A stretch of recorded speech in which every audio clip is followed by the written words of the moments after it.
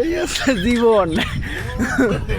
তো ভাবছি যে বিদেশ যাব, বিদেশ যাই বেশি না 2টা বছর কষ্ট করব, 2টা বছর প্রচুর কষ্ট করব, কষ্ট করে কিছু টাকা হবে, একটা গাড়ি ঘোড়া কিনবো, গাড়ি ঘোড়া কিনে রিল্যাক্স ভিতর বসে শুধু গাড়ি চালাবো।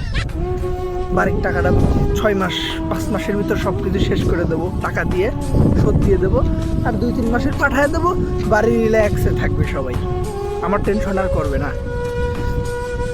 15 মাস চলে, 15 মাস এখন পর্যন্ত টাকা তো দিতে পারি নাই।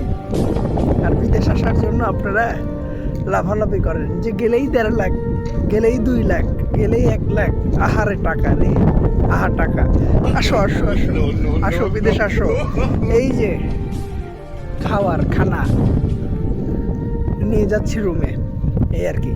আসো আসো বিদেশ আসো, সব কিছু ঠিক হয়ে যাবে, সব কিছু, কোনো টেনশন নাই, রিল্যাক্স, ঠিক আছে, কোনো টেনশন নাই, রিল্যাক্স। আসো আসো।